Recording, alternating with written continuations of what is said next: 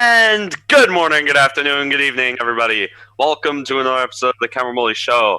With me is Ming Chen, What's up, everybody? and I'm Cameron Woolley. So a little bit of a longer intro today. I'm Some happy. somebody's happy. Somebody's happy. Giants just had a really good draft. But Ming, before we started recording, I wanted to tell you about like some really interesting pizza Okay. like I got last night that I just reheated. Okay. I don't know the name of the pizza place. If I did, I'd plug it in. But pretty much, like, what makes it unique is what I'm wondering. it's a custom slice, but it's like cheddar cheese. Oh, instead of mozzarella. Okay. Yeah, it's cheddar cheese with And- bacon and meatballs. Where and you don't know the name of this place? I would have gone there right now. I would have been I like, don't know the name of this dog, dude. Like, I'll text it to you. okay, we must find out. Dude, so good. Yeah. Like my Italian side is disgusted by this. Sure. But it's so good. Sure. Who puts cheddar cheese on pizza? But it looks like it's working. So God. your mind is happy, your heart is happy, your soul is happy, and your stomach is happy. Unless I Yeah. just said that, but I don't know if my stomach's gonna be happy, but you've had quite a week, for sure. yeah. So let's address the elephant in the room. Yeah, let's get the New party York started. Giants Yes. had their well, the NFL draft as a whole. I don't want to address just the Giants. I want to address the whole NFL draft as I'm googling the The order. Giants draft class because I usually talk about the Giants on here. But oh my god. I wanted to cut. Can I just have a chart of all the Giants draft picks? Ugh, come on, Giants. Why? I know you think it would be easier to Anyways. find. I wanted to cut together all your predictions for the Giants' first round pick, because luckily they were all wrong. Yeah, thank God. luckily, Thank God they were wrong. luckily they were all wrong. But all right, I have all 7 rounds here, which is pulled up. This is courtesy of NBC Sports. But before anybody does anything, if you could go to YouTube, and if you haven't already, subscribe to the Cameron Woolley Show on YouTube.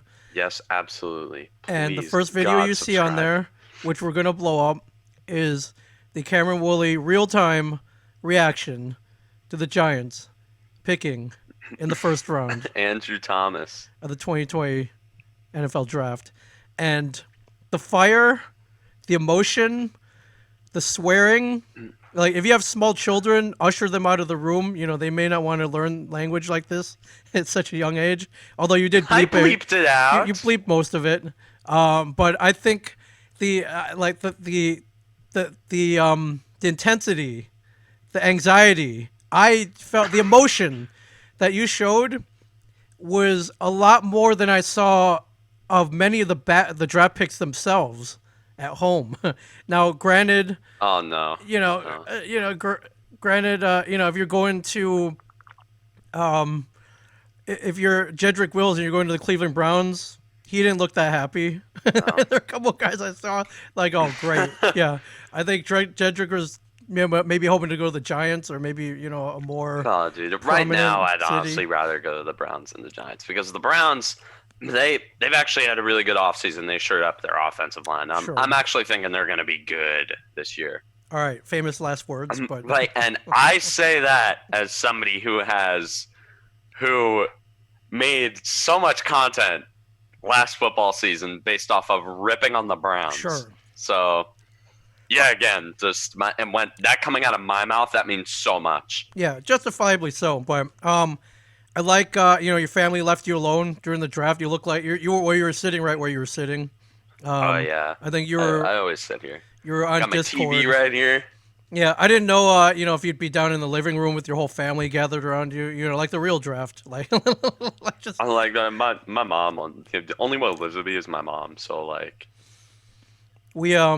Well, I mean, we saw a lot of living rooms We saw a lot of draft rooms. We saw a lot of rooms. It was a very Jerry unique. Jones Looked like like on his yacht. I loved his Doctor Evil setup Dude, though. that is such a Jerry Jones thing. $1 billion.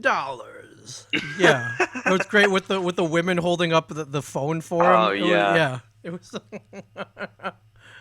Yeah, I In saw like some. skin tight dresses, just like How you he, know they're at least 30 years younger than him. that's how he rolls, man. Would you expect? Yeah, it's Did you Jerry expect boy. anything less from Mr. Jerry Jones of the Dallas Cowboys? I'd expect nothing less. I expect nothing less. Yeah, I believe me, I was judging everybody by what their rooms look like. It's like, Oh God, I judged Dave Gelman for painting his room just completely white. yeah, Gettleman's basement looked pretty. It was pretty bare bones. I would expect Believe me, it's a nice basement. But pretty bare bones. Yeah, I just these are guys who are getting paid pretty well. I imagine they have large houses. Yeah, throw a picture up on the wall or something, man. yeah, at least put a picture Yeah. of like Saquon Barkley or something right there. Right, right. Or where? Like, I thought these guys would at least throw a fathead up there. Yeah. But I really urged everybody to watch the video, the real time video of Cameron Woolley as the Giants made the fourth overall pick in the 2020 NFL draft. It yeah you just looked very anxious. Oh my God, yeah. Because I thought, like, it's my training, my natural impulse to believe that they're gonna reach somewhere into like the 60th ranked player or something like that, and then pick him fourth overall. Right. Well, Andrew Thomas, I'm actually gonna get into Andrew Thomas right now. Again, he's a left tackle. Played at Georgia in the SEC. When I look at offensive linemen, Yes. or hell, any college player, I always look at the conference they played in and the kind of competition they had to play Sure, against. of course. But again, Andrew Thomas, he played for Georgia in the SEC, and Georgia is a very good team. Yes, very good. in the best conference in the country, and he didn't give up a single sack. Which is sorely needed. Which is sorely needed. At left tackle, he is. I saw a lot of people saying it was a reach. I got pinged on Discord so many times by my friends saying, "What the hell was Gelman thinking? Oh my God, why did he reach this high? Wills was there." I'm like, dude, like I've said this so many times. I'm not sure if I've said it on the show or not. Yeah, so say it But officially. I've said it to a lot of my friends and my family. These top tackles in this draft were so tightly. It's close. Yeah, right. Like that, yeah, there was a very thin skill gap between all of them.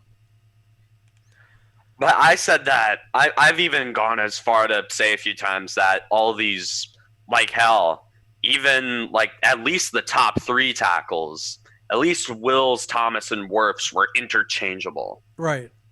But I'd even I'd even maybe put Becton in that interchangeable group. I absolutely would. Yeah, and he went higher than Worf. So, yeah, absolutely. Yeah, they're so tight. Yeah. What? So you're happy? Did they pick the right? Did they make the right choice? All this talent out there. Was it my preferred choice? No, my preferred choice was Isaiah Simmons. Okay, who went eighth? Andrew Thomas, he has from what I've heard, he has the highest floor out of any of the top tackles, which, I mean, a safe bet, if you're going to go with a left tackle, you really, when I hear the words safe bet with a left tackle, I immediately go after him. Sure. Because, like Thomas, with that, you're kind of just picking to get that guy on the left side. Just don't overthink it. You just take the guy, stick him at left tackle, forget about it for like 12 years. Like, that was the kind of pick that the Giants were making at that moment. And that was what I guarantee Gelman was thinking. Right. Also, he's like I've said, he's a hog molly. Yeah, You know how Dave Gelman likes hog mollies. right. And yeah, I'm just looking at his like combine stats here. They're pretty good. They're pretty good. I wish I could run a 40 and 522, but He's a big dude. He can. he is 6'5", 315. So good luck getting Yeah. past him. Good luck getting past him. Oh, again, this is the NFL, but again, just a fantastic pick in the first round. I'm not really fantastic. I'd honestly give that pick like an A minus. Okay, yeah, I was going to ask you for a letter grade for sure. There was a better choice there. Isaiah Simmons again. I viewed him as a transcendent talent at linebacker. Just defensively, he's just amazing. I've flaunted him. I have made the best sales pitch, I believe, out of any YouTuber to the Giants front office to take Isaiah Simmons. Right. But they fell on deaf ears. I mean, again, like I said before, I wanted Simmons, or like before. If I'm talking about before, and I said I want Simmons, Sure. He's my preferred choice, but I would not be pissed if they took an offensive tackle. Again, I'm a Giants fan who grew up in the Jerry Reese era. I don't have a right to be pissed off them addressing the offensive line. And yeah, that's what they did for most of the draft. In the third round, they took Matt Pert out of UConn. Yes. With the 99th overall pick. I've heard good things about him. I've heard the spiel from Giants fans that he's going to develop. Meanwhile, Joe Judge literally doesn't like players sitting under players for a certain amount of years to start. Yeah, get in there. But with Joe Judge's philosophy, I believe Matt Pert is going to, especially when you draft someone in the third round, I believe you should expect them to start. Absolutely. Like, it's fair to expect a third round pick or at least like an early to mid third round pick for them to start nearly immediately. Like everywhere from the fourth round forward, it's a crapshoot. Sure. Like maybe they'll start, maybe they won't. But yeah, Matt Pert, I definitely expect him to at least make a very good run at the starting right tackle job in camp. Yeah, tall dude, man, 6'7", 303, ran a 506 on the 40-yard dash. These are good stats for sure. Again, big dude. Anyway, on the fourth round pick, cornerback Darnay Holmes out of UCLA. I don't like when they made the pick. I was kind of like, eh. It's like I would have preferred them to go pass rusher here, but from what I've heard, like again, fourth round, you're not exactly taking franchise cornerstones. Right. The fourth round. Well, unless you're the Cowboys or the Patriots, you're not taking franchise cornerstone guys in the fourth round. From what I've heard about Holmes, he's a good kick returner. He's fast. I expect him to play a lot of nickel against really fast slot guys because he can keep up with them. Maybe match up against some of those tight ends. But again, I mostly expect them just to be sort of a wrench. Yeah. Well, I completely skipped over another guy, but I'll get to him relatively soon. Yeah, we'll go back. Average. Anyways, in the fifth round, they took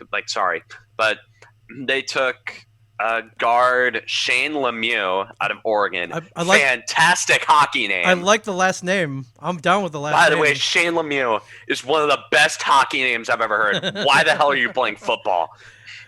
Well, because you get drafted in the fifth round. That's why. Interesting stat I've seen around thrown on Twitter and Instagram and all sorts of, like in the Giants community, is that the guy only missed one snap at Oregon, and that was because his shoe came off. Although, again, when you're playing at Oregon, like the Pac-12, it's not really good, but it's not like, when's the last time you've seen a Pac-12 team really be like, oh, look out, we gotta play Oregon. Like Right, say like an right, SEC team, right. they're Yeah, not yeah, yeah, yeah, they're yeah. not shaking at their boots because they gotta play Oregon. Right, right. That's not something you don't hear that a lot.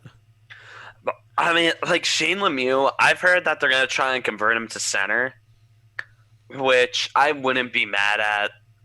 Center doesn't take. I mean, I'm not saying it doesn't take a lot of skill. It certainly takes a lot of skill to play center, but Sure, you're gonna get beat up for sure, but that's like it's not exactly a. You don't have to move your feet that much. You don't need to keep up with the speed of a guy like a JJ Watt or if we're talking about the NFC East, like a DeMarcus Lawrence right. or a Chase Young or any of those guys.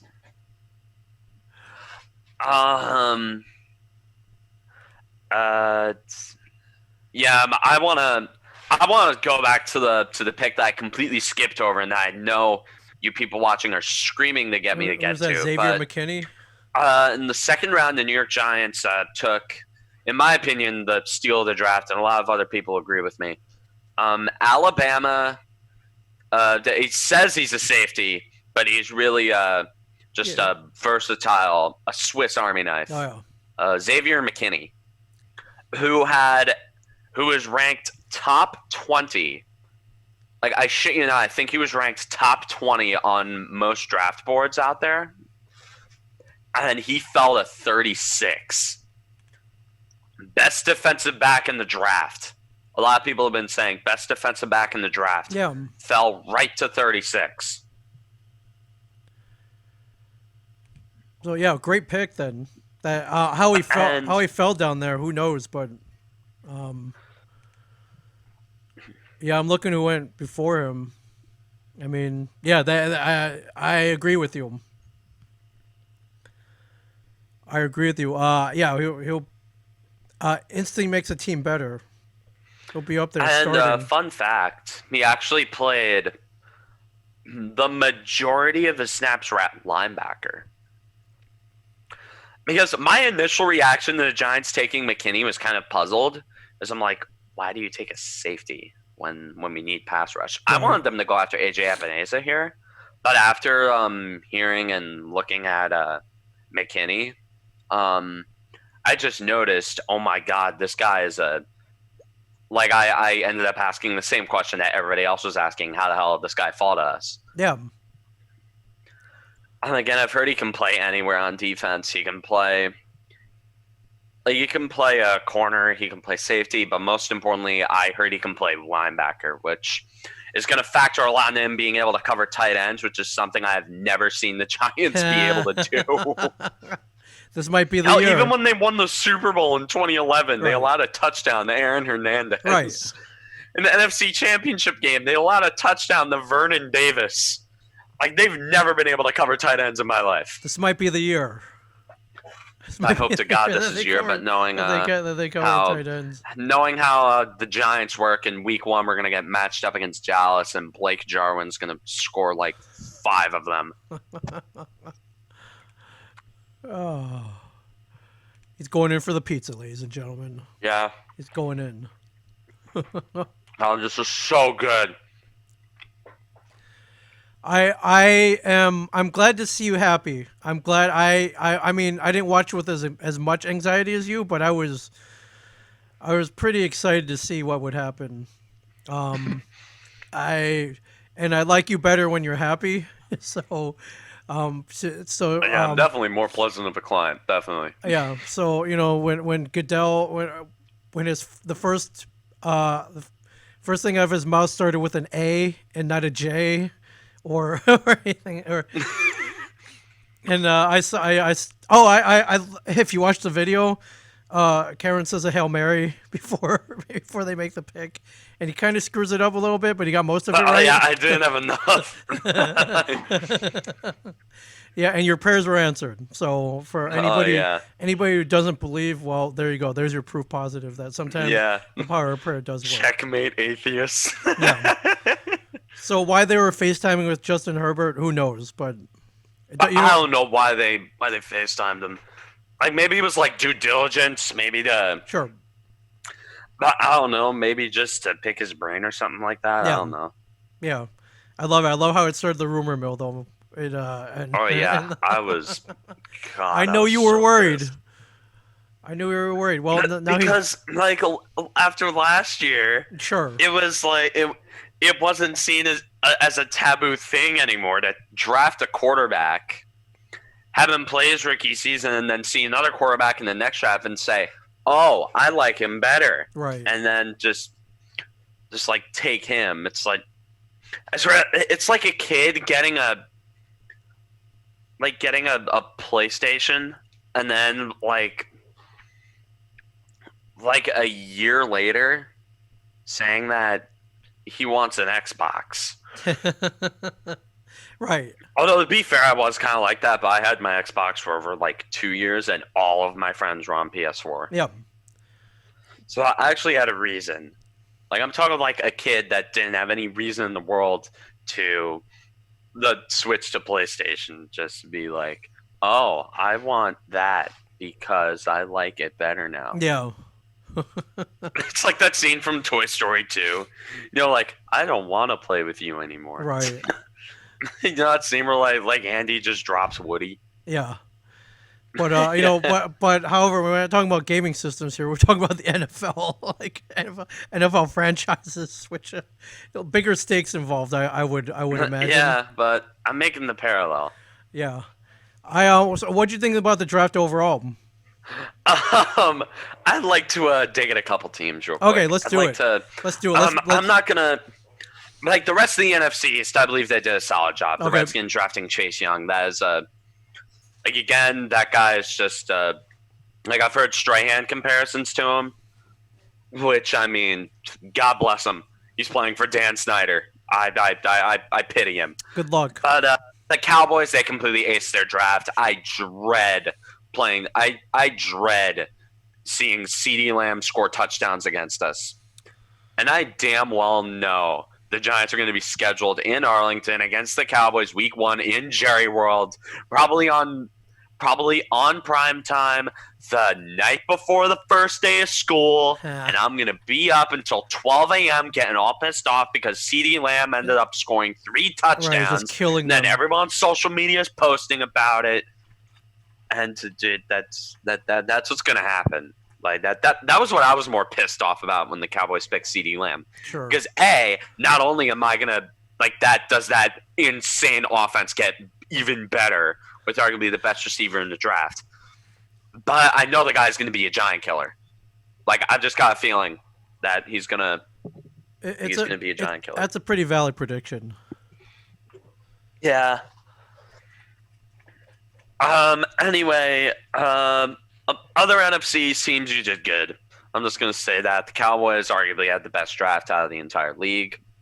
But I'd like to address a certain team, the westward of us, Okay. westward of where we are right now. I'd Okay. like to talk about the team that has owned us my entire life, and I have been waiting for this moment where I have a completely valid reason to tear them to shreds. All right, I have waited my entire life to do this. the floor is yours, my friend. The Philadelphia Eagles. God. Let me just I don't care about the rest of their late round picks. Sure. I'd like to talk about the absolute buffoonery that was their first 2-round picks. In the first round, they made a little reach. They picked a wide receiver. They did. Meanwhile, with the wide receiver, that's a position of need on the Eagles. They've needed a receiver. They've needed receivers for like last year because shocker, Carson Wentz can't do everything on his own. Nope. And meanwhile, picking wide receiver for the Eagles, that makes sense. Put some high-end talent at that position in a draft that is very deep on wide receivers. And meanwhile, yeah, Jerry Jeudy and CeeDee Lamb, they were off the boards, but at least Justin Jefferson was still there. At least they could have picked him. Yep. Solid receiver out of LSU, put up amazing numbers. Sure, he had Joe Burrow throwing to him, but again, Still got to catch the ball. You don't get carried. You don't 100% get carried by your quarterback. So yeah, it's simple. The Eagles picked Justin Jefferson. No. Nope. They picked Jalen Reagor. Now I didn't know who the hell this guy was. And I know as a Giants fan, I'm talking about a team reaching when I have worshipped a player that was an insane reach. But I just like to say, well, what the hell were you thinking there? That's why. What are you thinking? Like, sure, he's a receiver. You need receivers. I'm sure Jalen Reagor's not bad by any means. But it's just a reach when Justin Jefferson is there. Really, a guy who has like top-notch ability, a guy who can become your number one receiver damn near instantaneously the moment you plug him in there. Right. Like, you have such an easy pick just sitting right there at a position of utmost need and maybe the best player available on your board. But you go after like Jalen Reagor. Like, what the hell? Like, I heard he's fast. Okay. Like, I heard he's really, really fast. Sure. And this is not as egregious of a pick as the Raiders picking Henry Ruggs because 40-yard dash. Right. Because we know how that selection process works. Right. But I can't explain it either. Like Jalen Reagor, he's I'm sure he's gonna be good. And as I'm saying this, I'm sure the guy's probably gonna become a giant killer. Knowing my luck, knowing this team's luck, the guy's gonna do absolutely nothing against any other team. I swear, it's exactly like Riley Cooper, exactly like Deshaun Jackson. They're gonna do jack shit against the rest of the league. But as soon as they play against the Giants, they're gonna put up 2 touchdowns a game, and they're gonna give me PTSD. Right. So they're gonna give me nightmares. I'm gonna have nightmares about me watching that game again, but I know that's gonna happen. I know Jalen Reagor is gonna become a giant killer because that's how the world works. Like, I'm sure it's in an ancient scripture somewhere. Yeah, it's not quite set in stone, but yeah, there's some wizardry going on. Oh no, wasn't that on isn't that one of the 10 Commandments? Thy eagle shall always slay giants. Yes, something like that. Wow, I just made that up. That actually made sense. And so what happens to Justin Jefferson? He gets picked by Minnesota in the next round. So they're yeah, like, the holy next crap! pick. Their eyes must have Justin Jefferson gets picked. Their eyes must have went wide, and they lit up. They're like, ooh. Yeah. It's like a pog face. Yeah. You know that? You know the pogger face that's on Twitch chat. I don't. I'll have to look that. I'll have to look that one up. Pretty much it's like I do have my own emote on Twitch now, so if you're Oh, you have an emote on Twitch? Yeah, I have to find out what the letter combination is, but PogChamp. I'll pretty send... much I'm gonna share my screen real quick. Okay. Pretty much I guarantee Vikings fans and Vikings front office were making that face when they saw the Eagles picture Jalen Reagor. It's just poggers. That is just poggers, man. I love it. That was the face that the Vikings front office made. Yes, for sure. Mike Zimmer. For sure. Mike Zimmer and the rest of the Vikings front office just going poggers for that one. Did you talk to our friend last week about what he thought about Tua Tagovailoa going to the Dolphins? You saw last week. He wanted to. He was very excited. He's very excited. Matic, he's very happy with the Dolphins picking Tua. Right. Is he going to be durable? Is he going to hold up? I believe he's going to be a really good quarterback in this league. Right. There are durability concerns. A lot of them, from what I hear. Yeah, sure, durability can. He's been concerns are a thing. He's been beaten up a little bit. But again, it's like just you put a good offensive line in front of him. Right. He's not going to get hurt that much. Simple. You would think, right? But with Andrew Luck. Andrew Luck wasn't injury prone, okay? Andrew Luck, if like being injury prone means doing something like Aaron Judge. He's injury prone. Yes. He can make a bad swing and he'll end up like completely snapping his oblique. Right. He can be trying to catch a ball and collapse his lung. But Giancarlo, Miguel Andujar had to get Tommy John surgery. Okay, pretty much the entire Yankee roster. Okay. Yes. Like that's injury prone. That's when one little movement, like that's when that hurts you. Andrew Luck was getting smothered by guys like 2 times his size because his offensive line was completely neglected. And you know the year that they finally addressed the offensive line, he didn't get hurt and he played like a friggin' beast. He did. Good point. You would think that'd be a simple formula that all general managers simple would get. formula. Hey, believe me, I've been like, do you know why I'm so happy about this draft? Yes. Even though it was like 4 years too late. Yes, because you finally get some protection up there. They finally went deep on the offensive line. Yeah. I'm finally happy with that. Anyways, I'm like Jalen Reagor. You can at least make excuses for him. Like that is, like they had their reasons picking Jalen Reagor that I can see.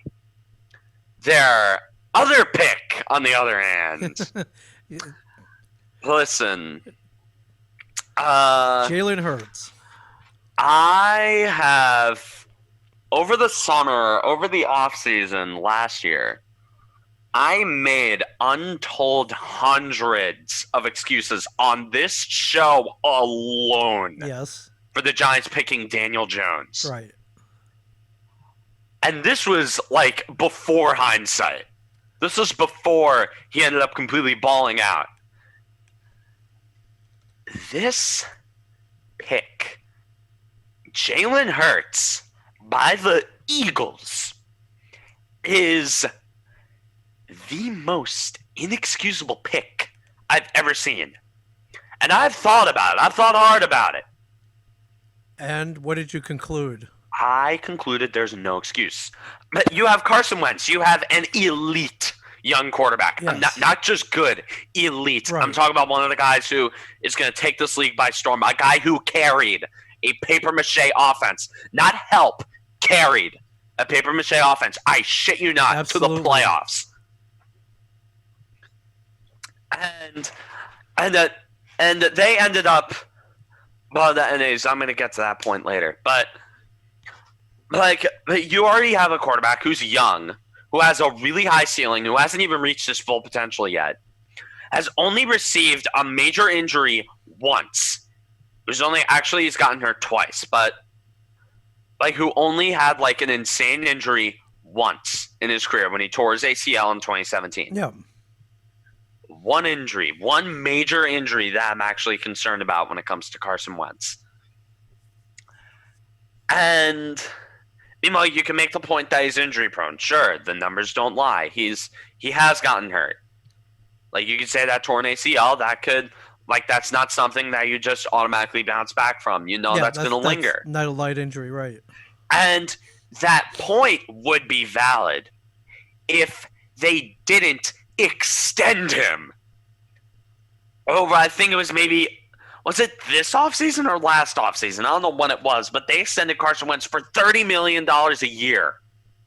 And then they go and pick Jalen Hurts, a quarterback. And here's another excuse I've heard. Oh, they just want to run they saw what the Saints did with Taysom Hill, and they want to replicate that. The thing with Taysom Hill is that the guy was a really late round pick.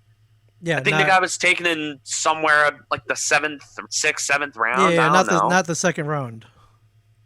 But yeah, with Jalen Hurts, you don't pick a gimmick in the second round.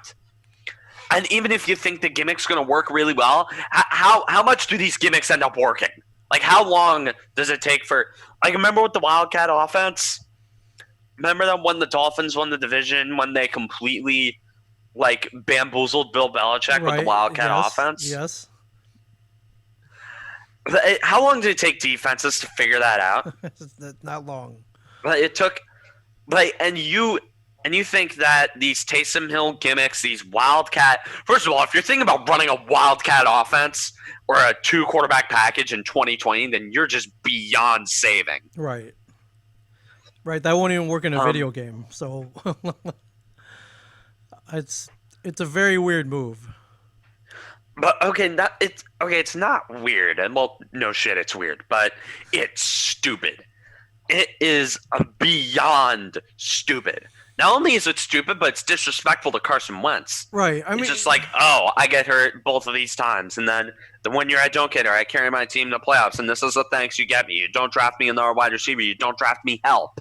You draft the guy that you're thinking you're going to replace me with, or put in a gimmick.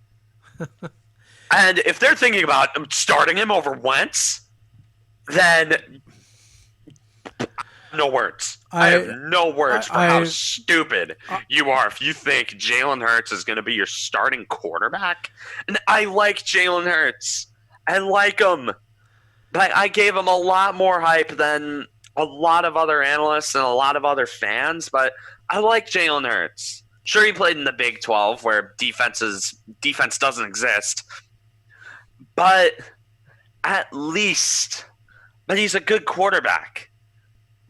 And he gets thrown into a shitty situation because great, I'm not going to start because I have Carson Wentz ahead of me, and you're automatically playing out of position. You're going to be playing as either a running back or a wide receiver, and even then, even if Jalen Hurts does throw the ball, if you're running a 2-quarterback set, how the hell are you going to throw that ball to Carson Wentz? Newsflash. Nick Foles is already gone. He left like 2 years ago. right. Okay? You don't have a pass-catching quarterback anymore, okay? This doesn't work, okay? I've made hundreds of excuses for Daniel Jones on this show. And this was like before hindsight. But I cannot find a single valid excuse for this pick. And if you're saying he's overrated, just Google his stats. I have a quote here from Eagles Jim Howie Roseman who says, "For better or for worse, we're quarterback developers. We want to be a quarterback factory," which makes no sense. It makes no sense. Oh my god, dude! This is. I love how Eagles fans are parading this guy around as a genius, and then the moment they took Jalen Hurts, he was automatically branded as an idiot by the Eagles fan base. Which, don't get me wrong, he is. Right. Like, dude. Oh, God. And if you're saying, oh, Howie Roseman, no, he's a good drafted. This is the same guy that drafted J.J. Arcega-Whiteside ahead of DK Metcalf last year. Right. Well, I hope the Eagles fall flat on their face, but I hope that every year. So I'm yeah. I'm not a fan of any sports team coming out of Philadelphia. So on the road to agony. I'm still trying to figure out a full lyric for that. Any other picks stand out to you? Do you see any dark horses out here? God. I'd like to talk about another disrespectful pick. Okay. In the first round, the Green Bay Packers ended up trading up for Jordan Love. Jordan Love, again, another quarterback prospect. He's great. I've seen him being compared to Patrick Mahomes. I shit you not. He's got Mahomes comparisons. He's got where he just has so much talent that mechanics don't even matter.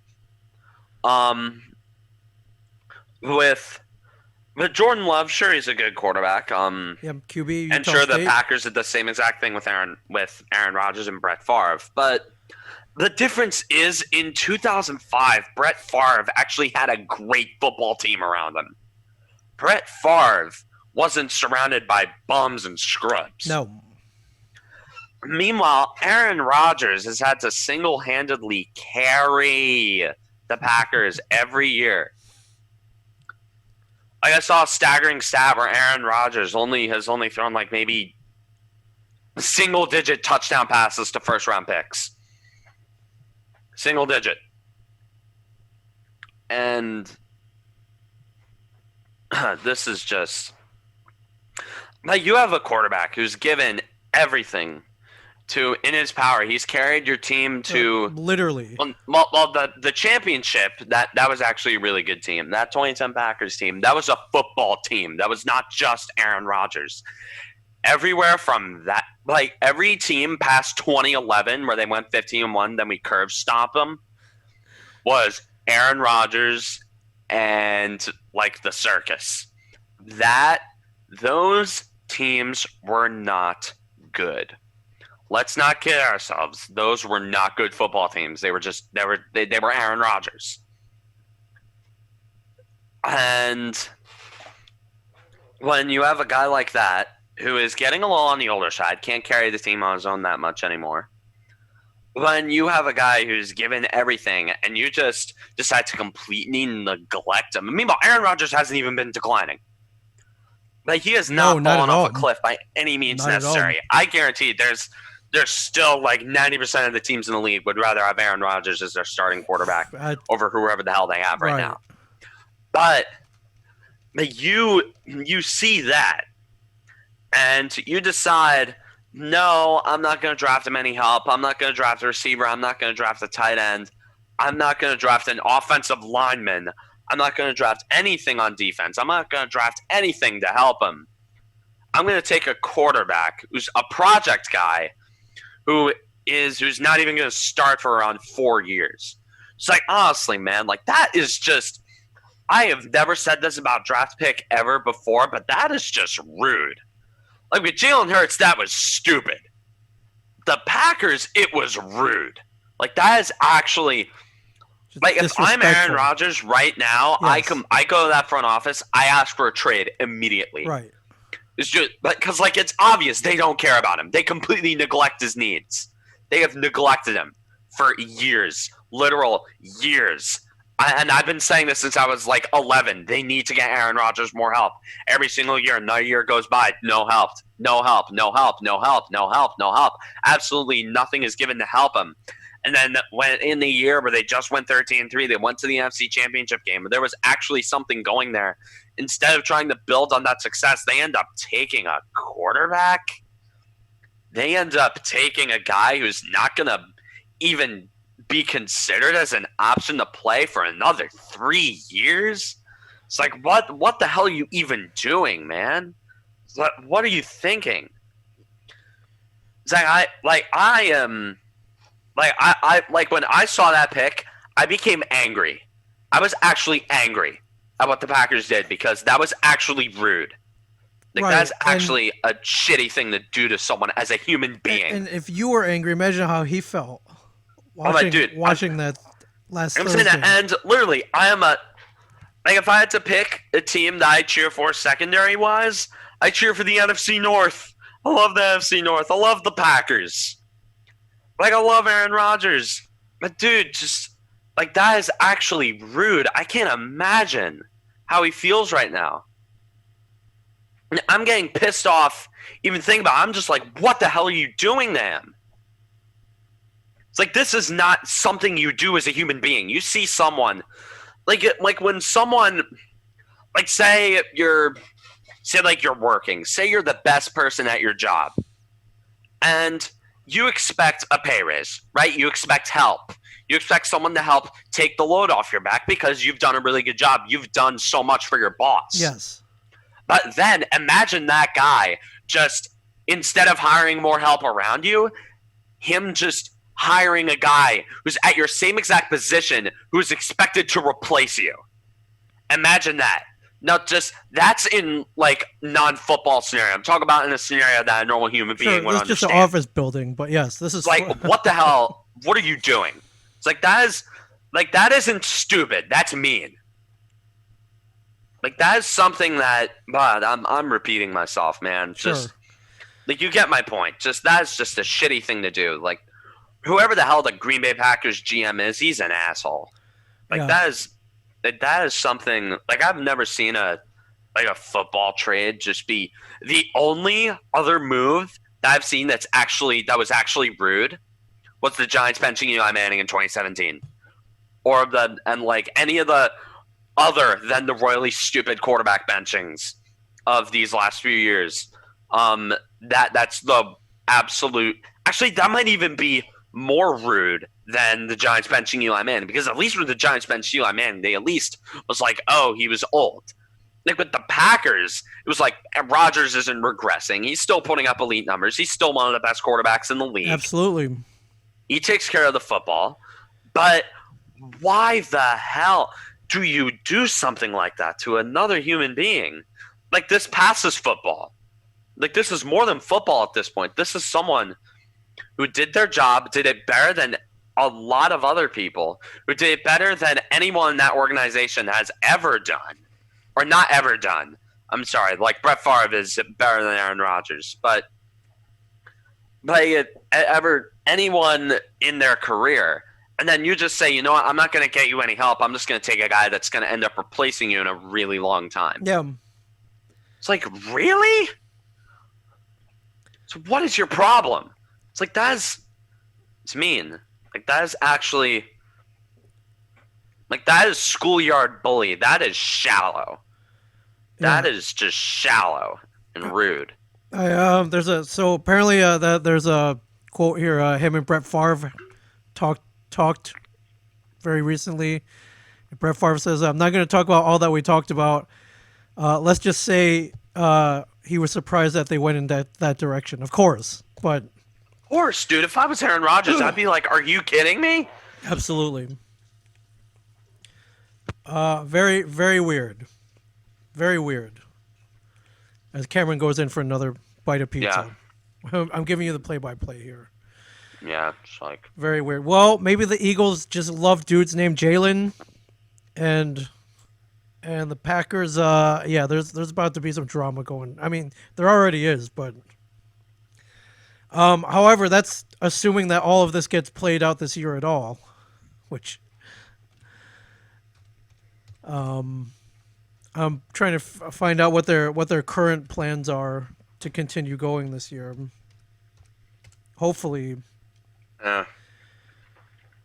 Hopefully it keeps. Hopefully everything's on track, but it's. They're talking about reopening things in like late May. I'm seeing other. I saw that. Like some states earlier before others, but like I've seen stuff about reopening. So from what I'm reading, they're trying to start the regular season on October 15th. They're eliminate bye weeks. And the Pro Bowl week, which I don't think anyone's gonna miss. So nobody gives a shit about the Pro Bowl. No. And to play the Super Bowl a little later on February 28th. And if they can pull that off, then yeah, and that's a contingency plan if stuff doesn't get up and running by September, which again, with states thinking about reopening and sure, and new treatments are being like cycled around. Right. Which, all sounds good and well, but I think the moment somebody in that locker room gets sick or multiple people in the locker room get sick, it's all over.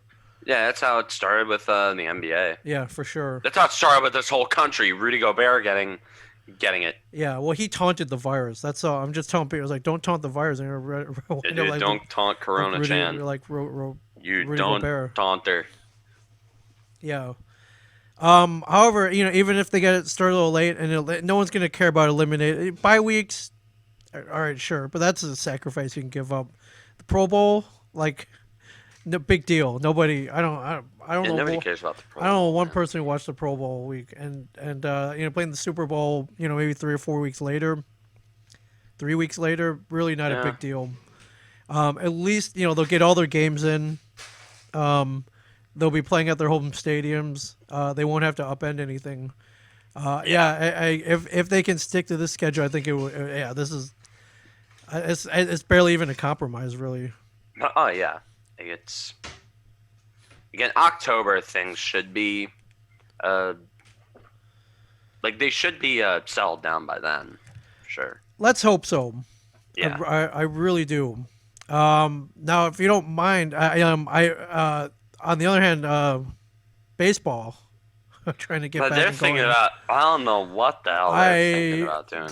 What do you think about? I know they're realigning divisions for this year. Yeah, so 10 teams per 3 divisions, 10 teams each, and all kind of grouped together geographically, so there's less travel, and it could get interesting. So in the MLB East.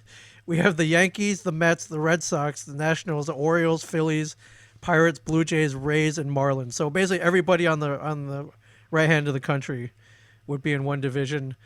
That's not a tough division. Yankees should be able to win that. who's there to challenge the Yankees? To be honest with you, who? The Nationals, that'd be interesting. But but everybody else, dude, able to play in the same division as the Pirates, dude, that's awesome. right? Yeah, yeah, Give me an excuse to head down to PNC Park. Right, and the Gorgeous Marlins, ballpark. like I see the Yankees beating up on pretty much all these teams. So that's you know what that Except would be the Rays. The Rays always give us a good fight. sure. And the Blue Jays for some reason. Right, and then in the West you have the Dodgers, the Angels, the Giants, the A's, the Padres, the D-backs, the Rockies, Rangers, Astros, and the Mariners. That division's busted. That division is just. That's a hell of a lot better of a division than the East. Yeah, dude, a lot better. Yeah, you got some good teams in there for sure. And then the Central would be Cubs, White Sox, Brewers, Cards, Royals, Reds, Indians, Twins, Braves, and Tigers. Which that division's kind of eh. I mean, yeah, it's basically it's the AL Central basically, but with a couple national teams thrown in. Yeah. Yeah,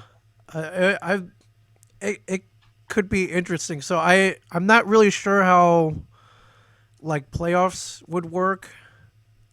And they're hoping to start this in late June with I think a 3-week spring training, just to get everybody acclimated. Yeah.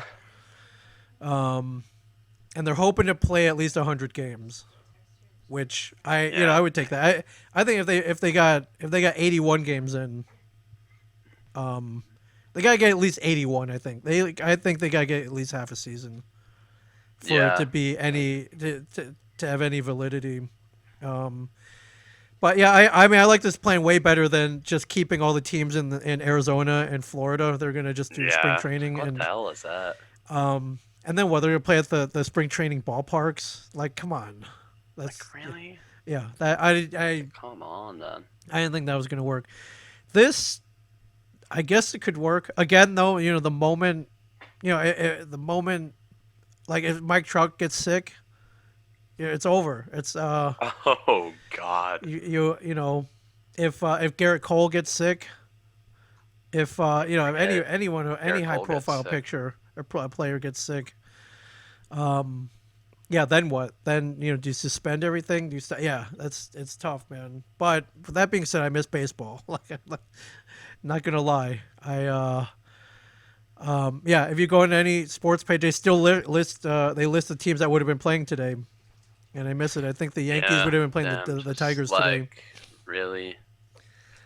And it stinks. I read that Aaron Boone's been holding like team Zoom meetings with the Yankees. Says everybody looks like they're doing all right. Seen several unique home setups that the players have been setting up, batting cages outside, things like that. Joe Kelly broke his window. Oh, I heard that. Yeah, of course. Yeah, I've seen setups inside. So it's good. It looks like everyone's trying to stay sharp and not sitting around. But I imagine it's tough to train for a season that you don't even know if it's going to come back or when it's going to come back, though. So it could get interesting. And if they do play this season, I hope no one gets injured badly just from lack of conditioning and all that. I don't know, but I mean, if this is how they got to do it, three main divisions, I mean, wouldn't be the worst thing in the world. Yeah. And it'd be interesting watching Yankees beat up on the Mets. I don't know if they're gonna play 19 games against each team, but 19 games against the Pirates. Yeah, you call PNC. And give me an excuse to go on to PNC Park, which is a beautiful park. I don't know if you've ever been there. I've never been to. It's amazing. It's pretty amazing. I've been there a couple times. I'm a big fan. AKA Yankee Stadium West. It could be just a mere 7-hour drive from the Bronx. A 7-hour drive. Yeah. I just saw this story. I don't know if you saw it. Roger Goodell is giving up his salary for 2020. Wow. Pretty noble move. Although when That's considering that with incentives that he was slated to make $40 million this year, I mean that's a pretty big move. That's a lot of money though. So I mean, presumably Oh he's yeah. given that up so so other people can stay hired. And yeah, I thought he did a good job with the draft. I like how it went. I like getting a peek into everybody's homes. I thought it went well too. Everyone was kind of His afraid, shop like, was awesome. yeah, I don't. I mean, I think he made a couple. I mean, there were a couple glitches, but nothing earth shattering. And I was waiting for like the Bengals internet to go out, and we were Yeah. worrying about like the auto pick scenario, like if the time ran out, and yeah, I don't think anything that drastic happened, but yeah, I thought it went off pretty well. Um, and yeah, I like how I guess they sent proper lighting to everybody's houses, so everyone was very well lit. Everybody had a Microsoft Surface, so I think Microsoft sent services to everybody. Oh yeah. It was yeah, it was pretty How cool. much money did they have to pony up to the NFL to give everyone second-rate iPads? Yeah, exactly. Well, it's all advertising. Came out of the marketing budget. Came out of the marketing budget. Um, so yeah, I'm glad that went well, and yeah, I'm staying tuned to the baseball season. And I haven't heard anything about hockey. Like, have they just given up at this point? Yeah, I think they're just like, That's that. Well, I again, mean, I don't care that much about hockey. The Devils suck. yeah. All right. So I guess we just look forward to next year then. And it's all we can do as Devils fans, huh? Right. It's all about next year, just like last year and the year before that. Not the year before that because they made the playoffs, but the year before that, Right. the year before that, the year before that, blah blah blah blah blah blah blah blah. Right. All right. And yet again, we all feel bad for the Maple Leafs. Yet again, they don't make it to the cup. So, not their fault this time, though. Not their fault. Not their fault. So, you got anything else? Um, I'd like to bring up something that's been going on lately in just like the gaming community. Okay, yeah. I was gonna ask you about the MCHL or whatever, anything else you're involved in. But yeah, go for it. MCHL.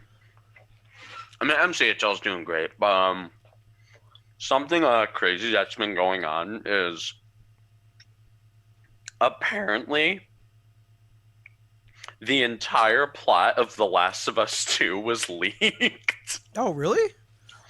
because of like the director of like the series was Yeah. apparently a jerk to a bunch of his employees. So the plot got leaked Okay. and it sucks. Okay. So it just gets But worse then. like pretty much you but I don't but I'm gonna I need to look at them. I need to like it's on Discord. That's where I've gotten all of my um need to and cutscenes have been leaked too. Whole cutscenes. So there's clearly a disgruntled employee who leaked all this because you don't get Oh access to yeah. this stuff if you're Well, not from absolutely. the inside. I need to see the entire. Very interesting. Okay, so Okay. uh, yeah, they leaked the entire plot. Pretty much. It like something happens. It turns into a like apparently the main villain instead of the um like instead of the zombies or whatever. Like I've never played it, but I know there's like zombies in this whole like plague that essentially wiped out a bunch of humanity. But pretty much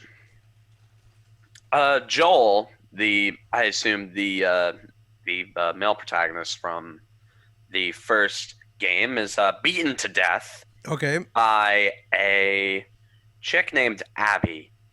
And this is somebody that like literally was just introduced, and I'm not gonna get into like why this controversy is stirring up like such a shitstorm for um everyone. So pretty much you halfway through the game you switch characters and then you play as Abby.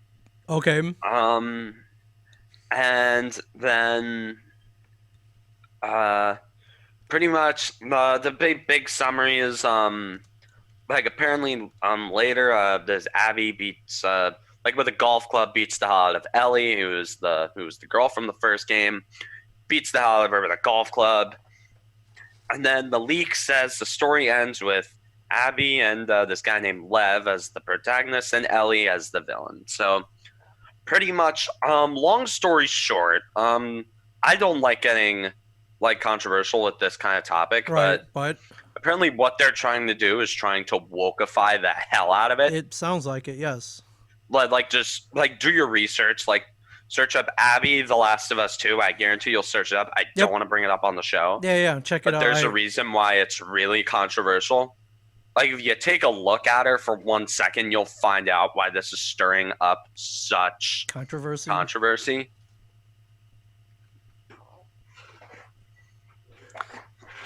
Like, and I've gotten all this information from USD, so shout out to those guys. Yeah, for sure.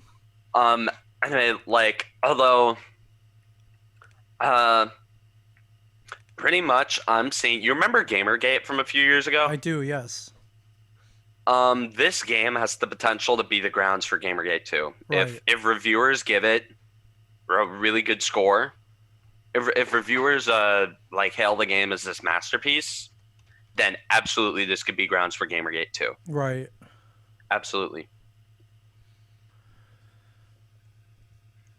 Craziness. Anyways, so yeah, check out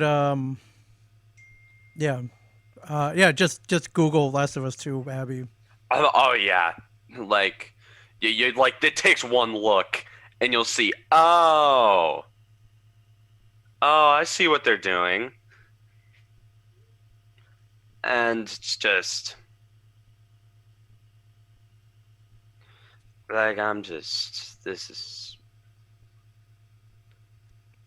Yeah, a lot of check you'll see what he's talking about. yeah, just it's so obvious. Right.